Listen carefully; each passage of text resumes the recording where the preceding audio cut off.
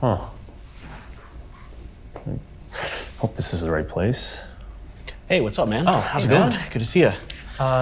Do you know how to get in? I think right. Hold on. They gave me a password. Oh, okay. Yeah. This is right? Yeah. Tasteless gave it to me, yeah. Okay, all right. VALORANT Champions Tour Last Chance Qualifier Pacific 2023. Are you sure? Hey, sorry, what's up, dude? You guys didn't go in yet? Well, we can't. This password that we got from Tasteless, I think, isn't working out. Oh. No, they update the password every act, so this one's out of... Oh. I heckin' love tens. Of course. Yeah. Of course. All right. Let's go. All right.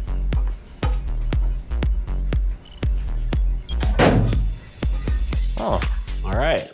Neat little place. Yeah. Interesting spot. I'm pretty sure this is where CGRS was preparing for Oh, is this Masters. this this is little his jail. dungeon? Yeah, the dungeon where he's preparing. The little time chamber that he escaped from and carried paper X? Yeah, Alex stuck him in here and he couldn't get out. Yeah. I mean, Masters was crazy.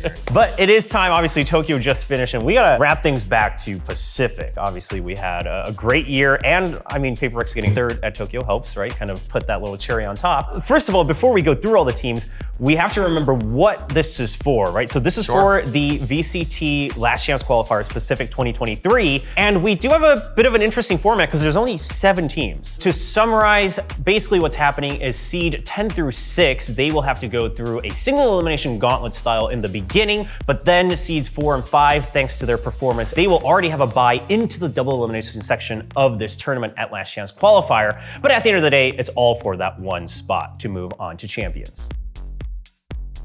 So if you are one of those teams that had that rough start or, that wasn't able to pick up any wins, this is truly your last chance. Let's talk about that team. What were some of the strengths that we were able to kind of pick out during the regular season? I mean, for DFM, we saw some very big strengths in the likes of Anthem, who came into the squad and came into the season. We're like, okay, how is he going to perform?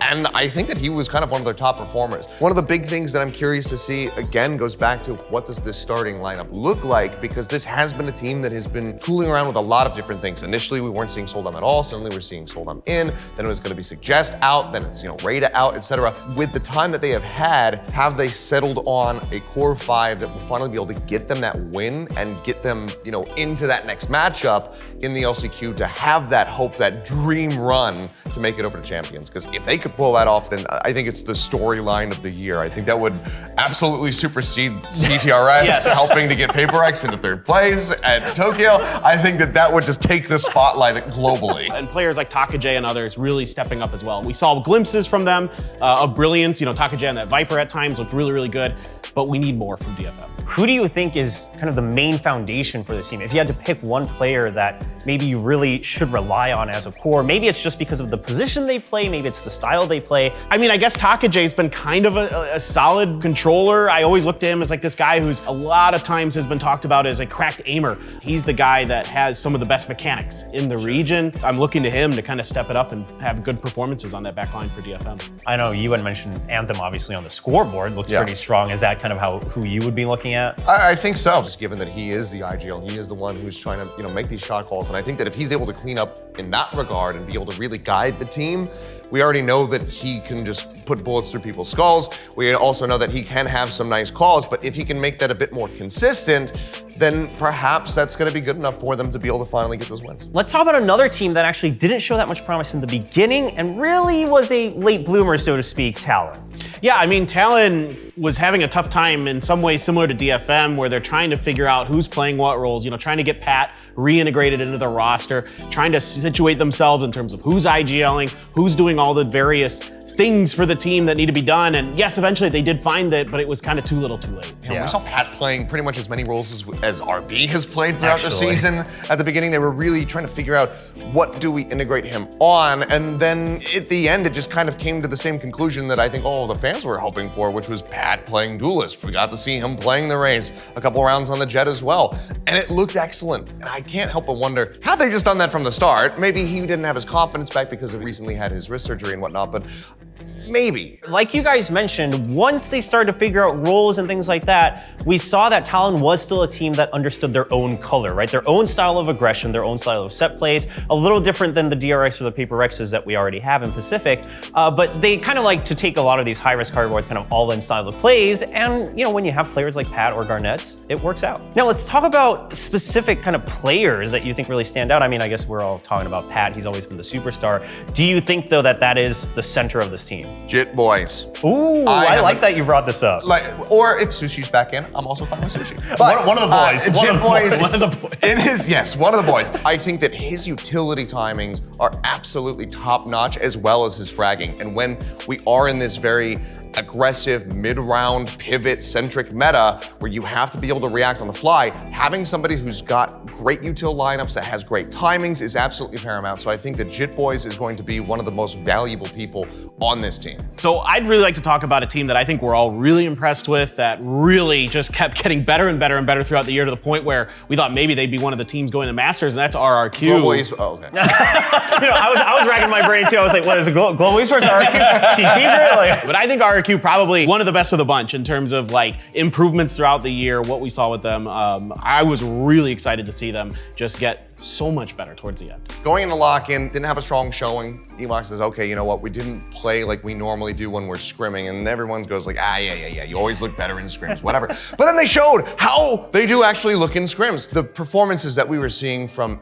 everybody on that team, but Xfero in particular, just stunning to see. What impresses me the most is the improvements weren't actually off the back of one player. Sure, Xfero's fragging out all the time, but the wins they got weren't always because of Xfero, it was because of the team. And to me, that's like, okay, so you have someone to fall back on, but overall you're finding your own style, you're getting your own interpretations out there on the map, in the server, and making it work. I think this team really has come together and finished the entire puzzle for that project that they've also had, right, of kind of combining two different regions together and proving themselves. And they were just so close to making it to playoffs and maybe even going to Masters Tokyo, that I would love for them to take this last chance, literally, to be able to make it to an international stage and kind of redeem themselves from lock-in, where everyone said, okay, this is by far the worst team in Pacific. I already kind of teased them up here as we're getting to talk about RRQ, so of course, like, I want to go on to talk about global esports. Let's just take all of these players from different regions. Let's just take 5 duelists and see what the hell we can mold out of them, and then see what happens. And I think that overall, even though they didn't make it in the playoffs, it was a pretty big success. Yeah, I would say so. I mean, a lot of people questioned the comms language, right? And the role situation, like you said. And then on top of that, like the coaching and IGLing, is it gonna mesh well? You have so many different styles from different regions.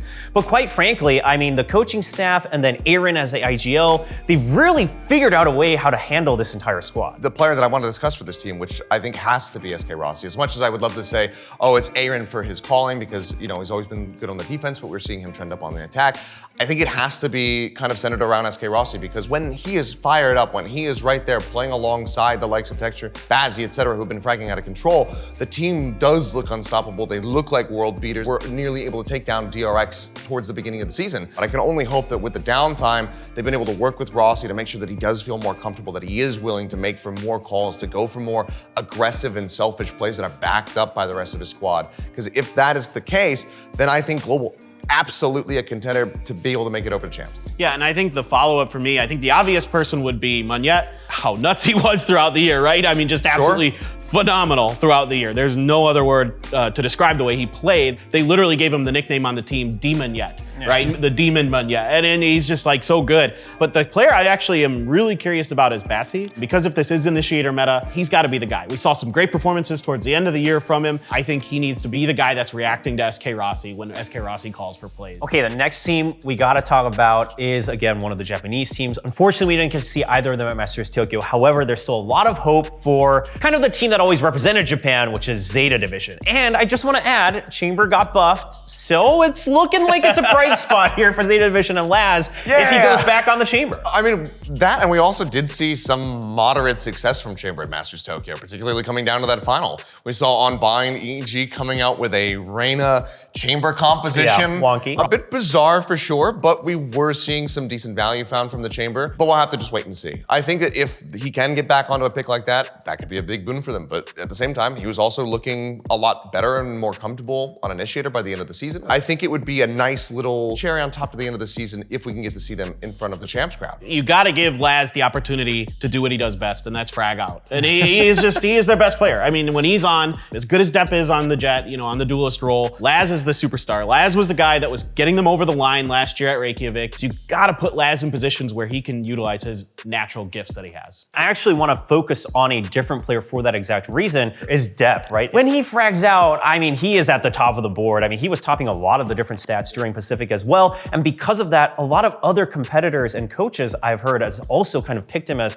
potential MVP, right? If you had to pick one player from another team, like Depp's that guy, like he's the guy on Zeta Division. So if he gets on a hot start, right, on that jet, and he's able to frag out, maybe even with the operator, which he was so good with towards the later half of the season, again, maybe that's the start of kind of this fairy tale run all the way into champions. Next, probably your favorite team to always talk about in Pacific, right? Let's get that through. You don't even need to tell me. It's team secret, baby. Let's go. I'm really excited about this team as usual because they're a really solid team. The fundamentals are really good. Warburg talked about this when we interviewed him at the beginning of the year. The thing that he really focused on when he came to the team was their fundamentals. Just making sure that their protocols are in place, their communication is good, all of these things that he had to sit down and really kind of go back to basics with the team to get them, in a modern phase of Valorant. That should be accomplished, right? We should be there, we should be good. We saw it against DRX, they should be ready to go. So now it's just a matter of finding those new levels of protocols, awareness, reactions, understanding of the game, understanding of their opponents, and I think we will. Now, let's talk about the key players here, because Envy's been popping up nonstop. And I think both in terms of the player who has to perform